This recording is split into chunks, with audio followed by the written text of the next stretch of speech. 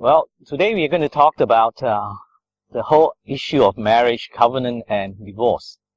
We're going to address about how we felt towards one another, and the situation that we were in was that we had children rather early, and in fact, we had our first in the second year of marriage, and then within 15 months, our second son came along. And that took a toll on our marriage relationship.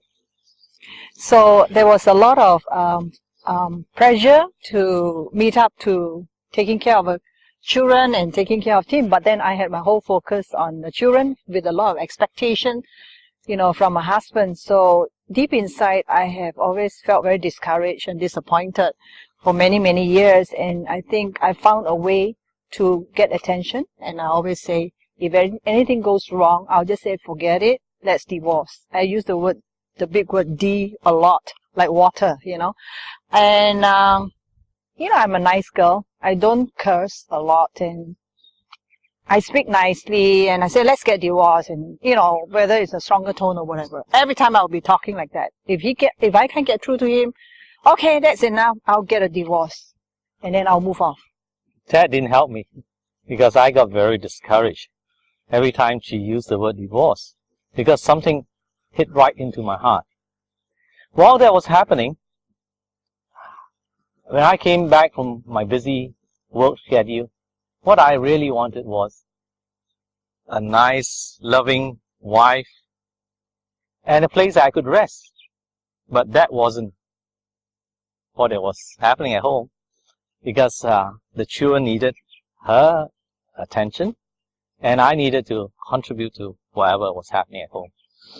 And she was rather tired after each time I see her. In fact, she was getting old rather quickly. And she wasn't very attractive. Inside me, I say, divorce? No. That was what I was taught. As Christians, we should never be divorced. But secretly, I wish maybe something will happen to her and she'll die, and maybe I get another better wife. So I didn't know that, but all these years I've been very often depressed. Sometimes play thoughts of, I think I better die early, with this kind of misery, happily. I don't know how long it will go. Anyway, when I attended this leaders training in Married for Life, I kind of felt like they were talking about covenant, and I said, okay, I know that stuff. And then they talk about the curse word, divorce. Now, the curse word, divorce, sort of triggered my ear. I said, curse word? Curse word?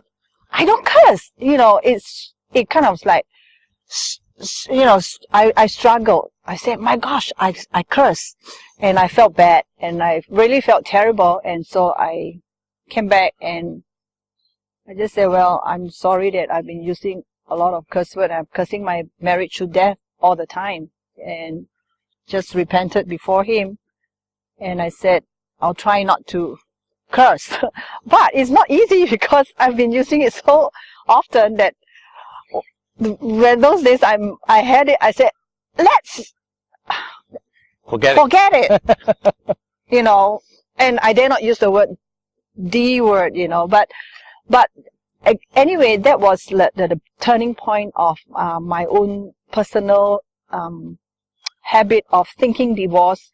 So I was, although thinking that, yes, I'll never divorce him, but I was already playing with divorce. So that was actually a secret that could have blown hard if I had not had the truth that covenant is for life, and you don't talk about divorce. So in that safety, I don't talk about divorce. I have to face the issue with him, and I have to talk to him.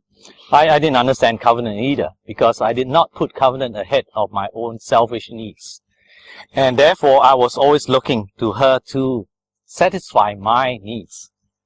And when I found out that she, who always had been happy-go-lucky girl, suddenly having thoughts of death, suicidal death, and depression, I realized that I had been responsible for opening the door for her to to have that attack on her mind, and I had to confess to her about my secret thoughts, and have her forgive me.